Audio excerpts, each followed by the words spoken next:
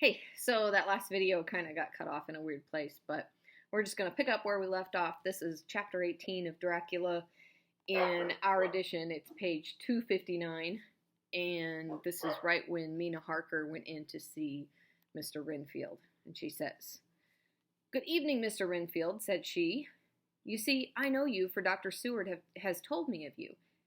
He made no immediate reply, but eyed her all over intently with a set frown on his face. This look gave way to one of wonder, which merged in doubt. Then, to my intense astonishment, he said, "You're not the girl the doctor wanted to marry, are you? You can't be, for she's dead." Mrs. Harker smiled sweetly as she replied, "Oh, no, I have a husband of my own, to whom I was married before I ever saw Dr. Seward, or he me. I am Mrs. Harker." "Then what are you doing here?"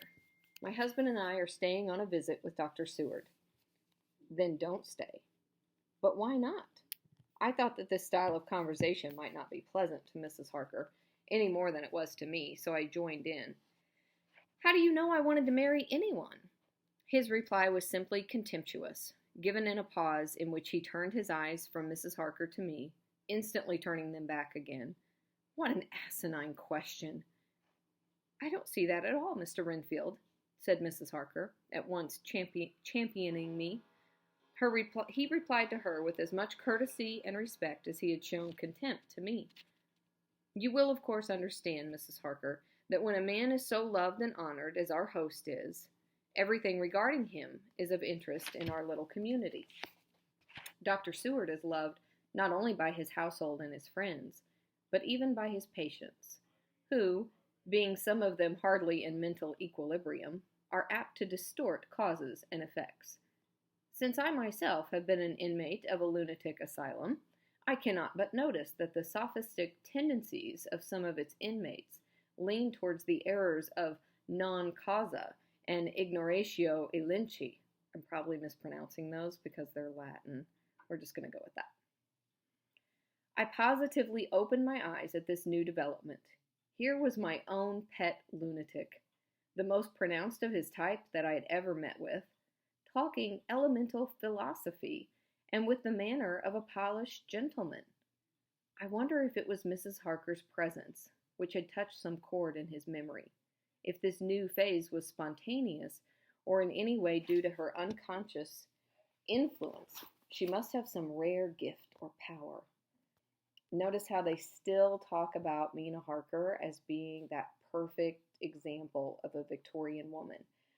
If you're starting to get suspicious that she's not always going to be the perfect example of a Victorian woman, you're probably on the right track. We continued to talk for some time, and seeing that he was seemingly quite reasonable, she ventured, looking at me questioningly as she began, to lead him to his favorite topic. I was astonished again, for he addressed himself to the question with the impartiality of the completest sanity. He even took himself as an example when he mentioned certain things. "Why, I myself am an instance of a man who had a strange belief. Indeed, it was no wonder that my friends were alarmed, and insisted on my being put under control. I used to fancy that life was a positive and perpetual entity, and that by consuming a multitude of live things, no matter how low in the scale of creation, one might indefinitely prolong life. At times I held the belief so strongly that I actually tried to take human life. The doctor here will bear me out that on one occasion I tried to kill him, for the purpose of strengthening my vital powers by the assimilation with my own body of life through the medium of his blood, relying, of course, upon the scriptural phrase, "For the blood is the life." Though indeed the vendor of a certain nostrum has vulgarized the truism to the very point of contempt. Isn't that true, doctor? I nodded assent, for I was so amazed that I hardly knew what to either think or say. It was hard to imagine that I had seen him eat up his spiders and flies not 5 minutes before. Looking at my watch, I saw that I should go to the station to meet Van Helsing, so I told Mrs. Harker that it was time to leave. She came at once after saying pleasantly to Mr. Renfield, "Goodbye," and I hope I may see you often, under auspices pleasanter to yourself. To which, to my astonishment, he replied, Goodbye, my dear. I pray God may never see your sweet face again. May he bless and keep you. And no, I said that wrong. I pray God I may never see your sweet face again. May he bless and keep you. When I went to the station to meet Van Helsing, I left the boys behind me. Poor Art seemed more cheerful than he has been since Lucy first took ill, and Quincy is more like his own bright self than he has been for many a long day. Van Helsing stepped from the carriage with the eager nimbleness of a boy. He saw me at once and rushed up to me, saying, Ah, friend John, how goes all? Well? So, I have been busy, for I come here to stay if need be. All affairs are settled with me, and I have much to tell. Madam Mina is with you? Yes? And her so fine husband? And Arthur and my friend Quincy? They are with you too? Good. As I drove to the house, I told him of what had passed, and of how my own diary had come to be of some use through Mrs. Harker's suggestion, at which the professor interrupted me. Ah, that wonderful Madam Mina! She has a man's brain. A brain that a man should have, were he much gifted, and a woman's heart. The good God fashioned her for a purpose, believe me, when he made that so good combination. Friend John, up to now, fortune has made that woman of help to us. After tonight, she must not have to do with this so terrible affair. It is not good that she run a risk so great. We men are determined, nay, are we not pledged, to destroy this monster? But it is no part for a woman. Even if she be not harmed, her heart may fail her in so much and so many horrors, and hereafter she may suffer, both in waking from her nerves and in sleep from her dreams. And besides, she is a young woman and not so long married. There may be other things to think of some time, if not now. You tell me she has wrote all, then she must consult with us. But tomorrow she should say goodbye to this work, and we go alone. I agreed heartily with him, and then I told him what we had found in his absence, that the house which Dracula had bought was the very next one to my own. He was amazed, and a great concern seemed to come on him. Oh, that we had known it before, he said, for then we might have reached him in time to save poor Lucy. However, the milk that is spilt cries not out afterwards, as you say. He kind of messes that up, right? Because he, remember, is from the Netherlands. He gets the American or the English-speaking idioms a little wrong. He's trying to say, don't cry over spilled milk. We shall not think of that, but go on our way to the end. Then he fell into a silence that lasted till we entered my own gateway. Before we went to prepare for dinner, he said to Mrs. Harker, I am told, Madam Mina, by my friend John, that you and your husband have put up in exact order all things that have been up to this moment. Not up to this moment, Professor, she said impulsively, but up to this morning. But why not up to now? We have seen hitherto how good light all the little things have made. We have told our secrets, and yet no one who has told is the worse for it. Mrs. Harker began to blush, and taking a paper from her pocket, she said, Dr. Van Helsing, will you read this, and tell me if it must go in? It is my record of today. I, too, have seen the need of putting down at present everything, however trivial, but there is little in this except what is personal. Must it go in? The professor read it over gravely and handed it back, saying, It need not go in if you do not wish it, but I pray that it may.